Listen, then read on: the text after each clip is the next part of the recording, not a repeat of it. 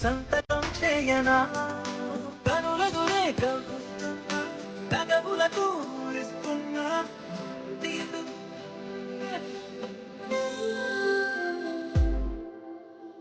తొలి పరిచయం తొలి అడు పెరుగు చేరమన్నది. నిన్నగాక మొన్న నిన్ను మొదటిసారి చూసినట్టుంది టైలర్. ఇన్ని రోజులు ఎంత తొందరగా గడిచిపోయినట్టుంది కదా. అవును, ఈ కోపము, చిరాకు, అలకలు అన్నీ చూసుకుంటూ వచ్చేసరికి టైమే తెలియలేదు.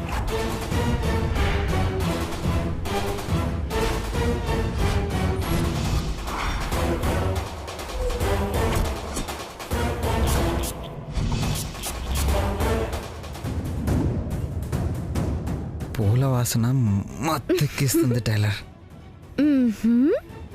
పూల మత్తు కాదది, ఈ స్ప్రే మత్తు.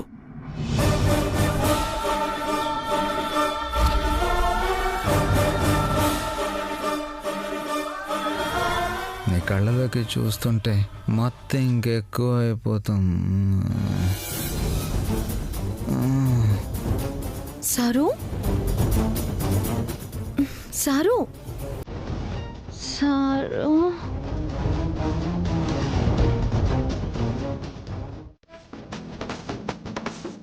ఈ బంగారం ఈ కోనేనా?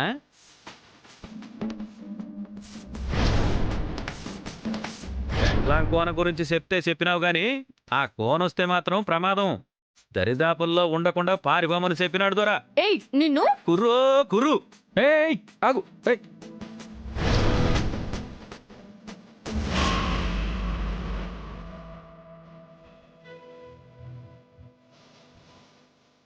కుర్రో కుర్రు. కొండ దొరికి కోయ దొరికి మధ్య కనకదుర్గమ్మ అడ్డొచ్చినాదే తల్లి. కొర చూస్తున్నది, నిప్పులు కక్కుతున్నది, కొండ దొరని పారిపోమని చెప్తున్నదే తల్లి.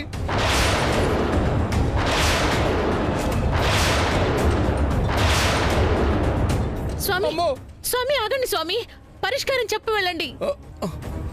పుంజుల్ని పెట్టల్ని ఒకటి చెయ్యి, శోభనానికి ముహూర్తం పెట్టించు తల్లి.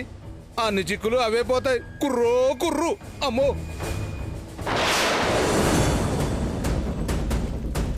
ఏమైంది? పైకి చూసి ఎందుకు భయపడుతున్నాడు?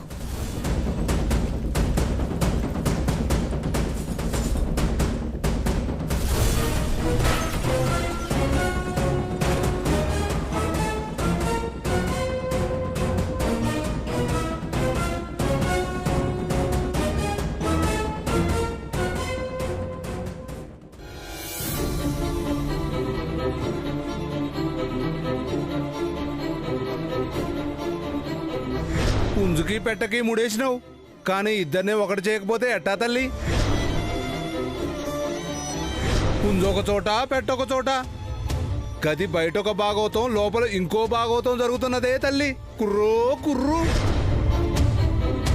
నీ పెద్ద కోడలేమో శోభనం ఎక్కడో జరగాలంటది, పెద్ద కొడుకేమో మీ ఆజ్ఞ అని చెప్పి ఇక్కడే జరగాలంటాడు. వాళ్ళదేమున్నదే తల్లి, పుంజుకిష్టమైనప్పుడు పెట్ట మొహం సాటేస్తుంది, పెట్టకిష్టమైనప్పుడు పుంజు మొహం సాటేస్తుంది. అసలేమైంది వీళ్ళకి? ఇష్టపడే కదా పెళ్లి చేసుకున్నారు, అయినా ఎందుకు దూరంగా ఉంటున్నారు?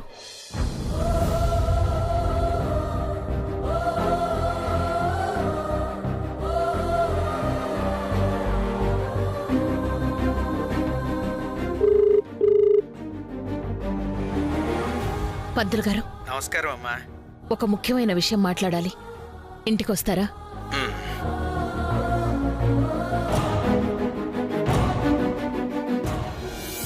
పంతుల్ని పిలిపిస్తోంది? టైలర్, అమ్మ పంతులు ఎందుకు పిలిపిస్తుంది? వస్తారుగా, ఏం మాట్లాడతారో మీరే చూడండి.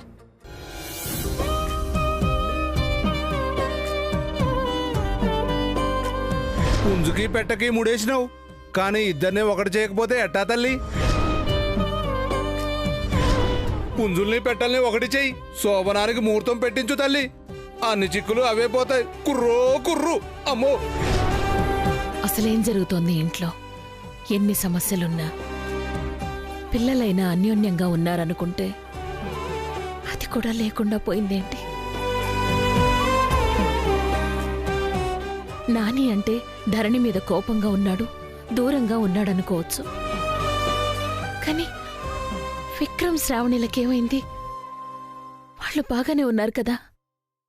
నమస్కారం అమ్మా.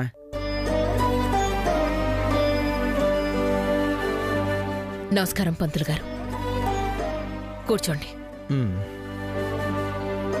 చెప్పండమ్మా, ఎందుకో రమ్మన్నారు? పిల్లల జాతకాలు ఎలా ఉన్నాయి పంతులు గారు? వాళ్ళు భార్యలతో సంతోషంగా ఉంటారా అసలు? మీకు అనుమానం ఎందుకు వచ్చిందమ్మా? అందరి జాతకాలు బాగానే చూసాం. ఒకరి కోసం ఒకరు పుట్టారా అన్నట్టుగా ఉన్నాయి. మరైతే వాళ్ళెందుకు దూరంగా ఉంటున్నారు?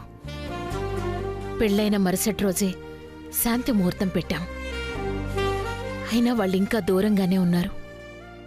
అలా అని నువ్వెలా అనుకుంటావు వదినా?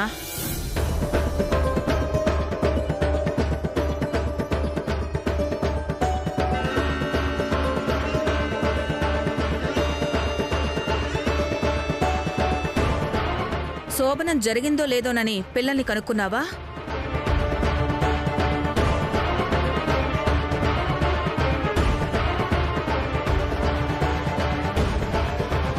పొద్దునేదో కోయిదరొచ్చి చెప్పాడని అదే నిజమనుకుంటున్నావా? మా శోభనం జరగకుండా నువ్వే అడ్డుపడి ఇప్పుడేమీ తెలియనట్టు ఏం మాట్లాడుతున్నావు పిన్ని?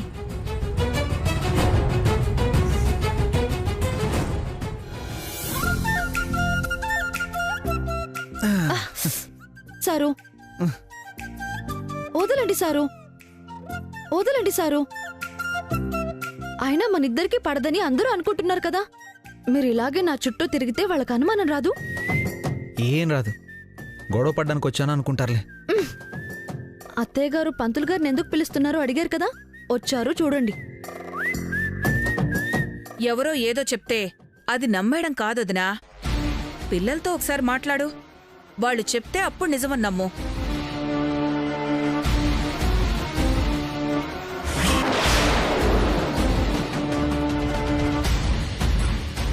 వాళ్ళని అడిగితే వాళ్ళు ఎలాగూ చెప్పరు, బాగానే ఉన్నామంటారు. అప్పుడు మళ్ళీ శోభనానికి ఏర్పాట్లు చేయకుండా ఉంటావు. అడగాల్సిన అవసరం లేదు వదినా.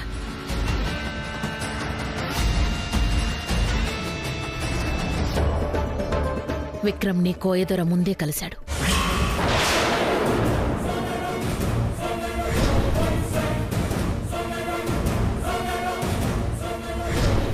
పొద్దున అతన్ని చూడగానే దాక్కున్నాడు అంటే అతను శోభనం జరగలేదని చెప్పగానే నేనెక్కడ అడుగుతానో అనే కదా.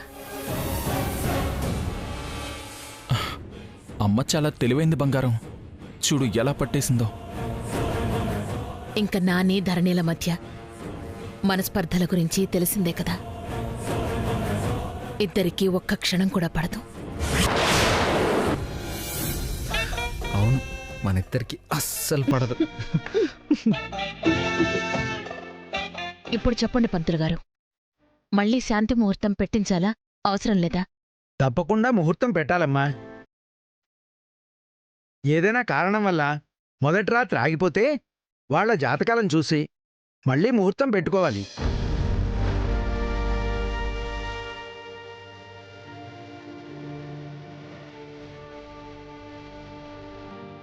నేను ఇంటికెళ్ళి వాళ్ళ జాతకాలు చూసి మళ్ళీ ముహూర్తం పెడతానమ్మా.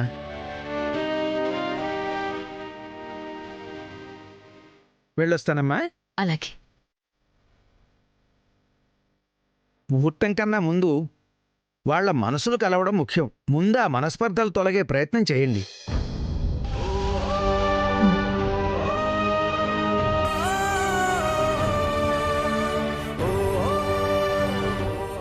చూసావో బంగారం, మనకి శోభనం జరగలేదంటే మన మధ్య ఏవో మనస్పర్ధలున్నాయి అనుకుంటుందమ్మా.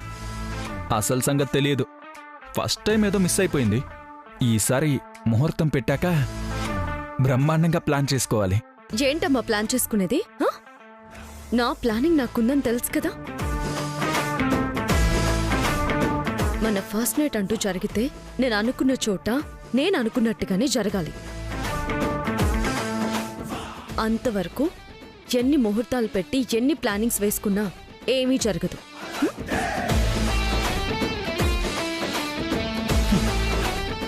దేవుడు కరుణించినా పూజారి కరుణించకపోవడం అంటే ఇదే.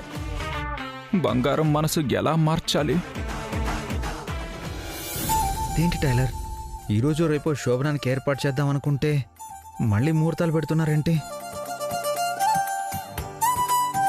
వాళ్ళెప్పుడు ముహూర్తాలు పెట్టేది? అంతవరకు ఎలా ఆగేది? ఏం చేస్తాం సారు, అంతవరకు షటప్లు గెటౌట్లే. వెళ్ళండి. అయ్యో వాళ్ళు చూస్తారు, మళ్ళీ వెళ్ళండి వెళ్ళండి.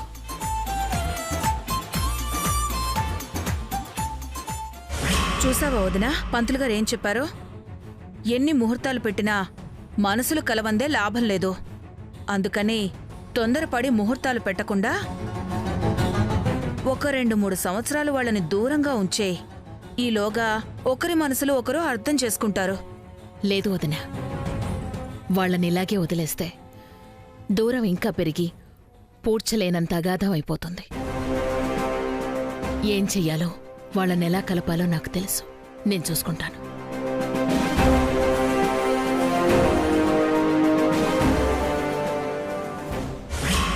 నువ్వేం చేసినా పంతులు ముహూర్తం పెట్టేంత వరకు వీళ్ళకి శోభనం జరగదు. ఈ టైం చాలు మళ్ళీ వాళ్ల మధ్య చిచ్చు రేపి శాశ్వతంగా దూరం చేయడానికి.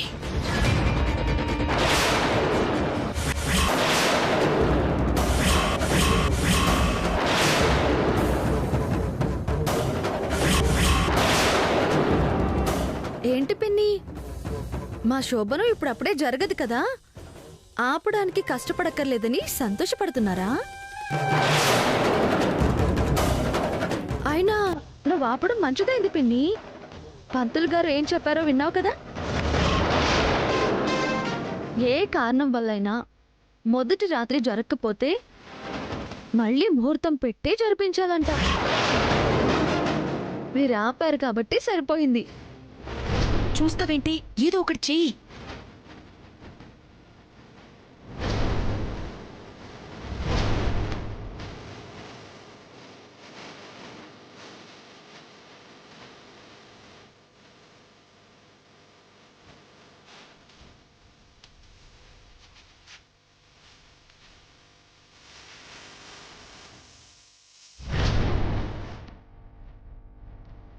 లేదంటే ముహూర్తం కాని ముహూర్తంలో శోభనం జరిగి ఆ దోషం ఉండిపోయేది పిన్ని.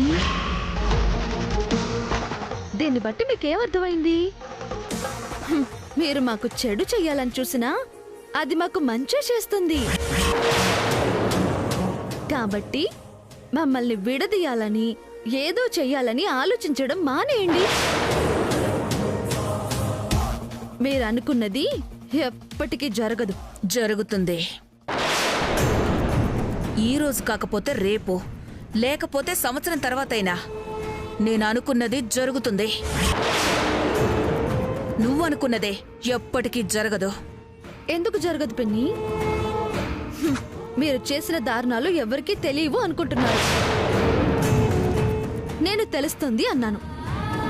చివరికి ఆయనకు తెలిసిపోలేదు. తెలిసిందా లేదా అన్నది ముఖ్యం కాదే, తెలిసాక ఏం జరిగిందన్నదే ముఖ్యం. నానికి తెలిస్తే ఏదో చేసేస్తాడో అని తెగ హడావిడి చేసావు కదా. చివరికి ఏం చేశాడు? నీలాగే నోరు మూసుకున్నాడు. కాదు, నేనెక్కడ నోరు విప్పుతానా అని నువ్వే వాడి నోరు మూయించావు.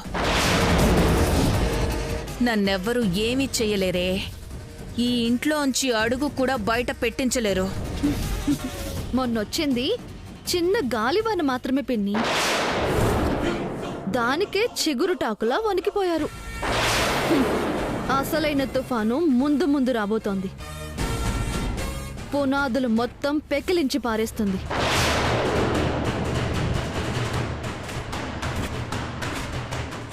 దాన్ని నువ్వు తట్టుకోలేవు.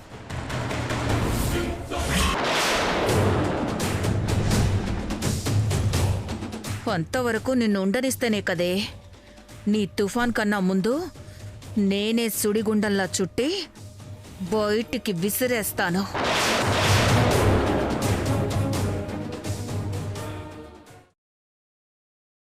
భరతం